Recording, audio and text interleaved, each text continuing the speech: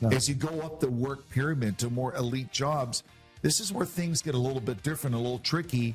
What is AI going to do? If you need 10 accountants in a big company before, do you just need 2 now because of AI? If you needed so many legal secretaries, more lawyers, right? Do you just need a few? Like, so this really changes a lot of jobs that people were told were bulletproof are not so much bulletproof anymore.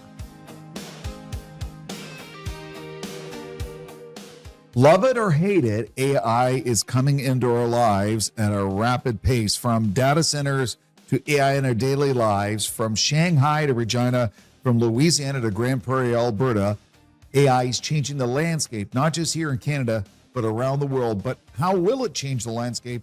To talk more about it, thrilled to be joined as always by Paul Macucci. Paul, how are you? Hey, Jim, how are you today? Interesting topic, getting a lot of interesting reviews across the United States, as we talked about before the show. Ronnie Chang from The Daily Show. Yeah. Was at He's Harvard. a brilliant comedian actor. Brilliant. Yeah. He was doing the graduation speech. And, for those of you watching convocations across the United States over the last 3 weeks, which, as we know, their schools let out earlier than ours, they've had these people standing up saying, AI is the future. And the students have been panning them. They've been booing them. They've been throwing things at them.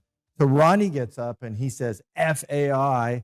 And all of Harvard, the students stand up and start to cheer that this gentleman is panning it. So, there's an interesting dynamic going on between young people who are starting their careers, their thoughts on AI and the future of AI. Because, you and I, Jimmy, and not that I'm hoping we see it, but quite frankly, I'm pretty sure we're going to see some impacts of AI in our lifetime. Yeah. And, we talked about some impacts from medical on a small scale.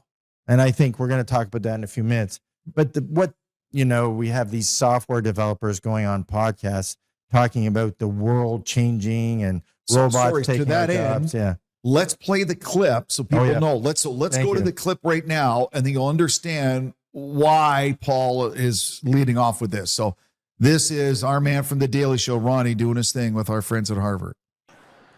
While on the topic of A's, by the way, can I just say, fuck AI. Fuck AI. Fuck AI. It's stupid. It's so stupid. Have you tried using it? It's always wrong. Like, I asked AI what's the fastest way to get from New York City to Harvard, and it told me to take Flixbus.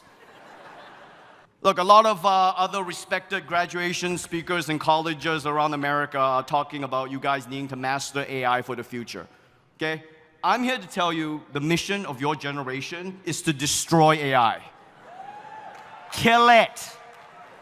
To accomplish this, you'll have to capture and reprogram an AI to be on the side of humanity, then commandeer its own time-traveling technology, send it back to the past to defeat the current AI before it gains sentience. This isn't just graduation day. This is Terminator 2 Judgment Day. Now, if you are a young man or woman whose family just spent $400,000 or $500,000 on a elite college education for the last 12 months listening to podcasts with people saying, by the way, your job's gone, I can understand that visceral reaction to FAI. Oh yeah, of course. And imagine if your field was technology. So, all these kids, I know my kids, quite frankly, as they were, trying to figure out, studying hard, trying to figure out what to do in school, it basically was go into IT because there's going to be great jobs in the future in IT. What? And then all of a sudden, AI just took your job away. And now what? Now what? So quite frankly, a robot named Biff, who actually can sit at a computer, cook me dinner. We don't need you to actually do programming anymore. We don't need programmers anymore. We don't need graphic designers. All those jobs that we told these kids to get into so they didn't have to go into the factories, they've been now told are gone, and they're going to be replaced because they're the most sedentary routine. And now that we're telling them to go back, go into the factories to do jobs that the robots can't, and go learn a trade. So you didn't really need to expend the $400,000 to be in one of these schools in the U.S., you could have, quite frankly, just gone and got a trade, not had to study so hard. You could have drank beer, smoked weed, quite frankly, saved $400,000, and you'd be basically driving a pickup truck, and you're in a better off than you are now graduating from Harvard. You know, here's the thing about this whole topic, why we thought it was so important to bring up and talk about today, Paul. Yeah. There's so much unknown. I mean, there's so many conflicting theories and ideas of what AI is going to do and how it's going to change the workforce in North America, in the world, that really no one truly knows. Like the only thing we do know, there's a base foundation of the workforce in North America, and you just touched upon it, trades. Robots can't do your plumbing when you have to fix your toilet and lay copper piping or PVC piping, or do the electrical or build a house. That's still, that trade work still has to be done. Now, as you go up the work pyramid to more elite jobs, this is where things get a little bit different, a little tricky. What is AI going to do? If you need 10 accountants in a big company before, do you just need 2 now because of AI? If you needed so many legal secretaries, more lawyers, right? Do you just need a few? Like, so this really changes a lot of jobs that people were told were bulletproof are not so much bulletproof anymore. Yeah, exactly. So now for a minute, let's talk about Canada for a minute. This is interesting because we've been hearing Kevin O'Leary and a bunch of people. They're here, Jim. And before the show, Jim was taking me through some of the West Coast projects that they're talking about doing, which I find really interesting. And we had the debate before about, are these specific data centers that they're talking about building for specific projects? Because I think we got to kind of look at AI on 2 different levels. So, and I look at, the stuff that Elon Musk talking about is revolutionizing the world, creating 3,000 robots a year, or whatever the crazy, 300,000. Yeah. And then there's creating a data center for medical purposes and creating a data center for specific purposes. Because I think we really got to look at that and say, okay, what is feasible and what is something we can do right now to be beneficial? Yeah. The other stuff, quite frankly, it does. You remember the .com?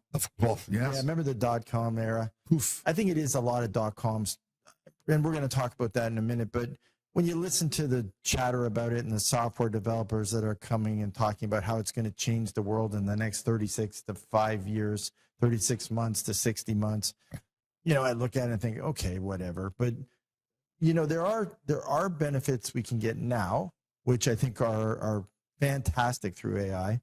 And then the other things they're talking about of changing our culture and our economy, I think we have to realistically stop and then talk a little bit about the feasibility. So let's talk about the Canadian projects for a minute. There are some big ones that ink has been signed, and Premier Mo of Saskatchewan, along with the executives from Bell Canada, they're building a huge 300 megawatt facility on an empty patch of industrial land south of Regina.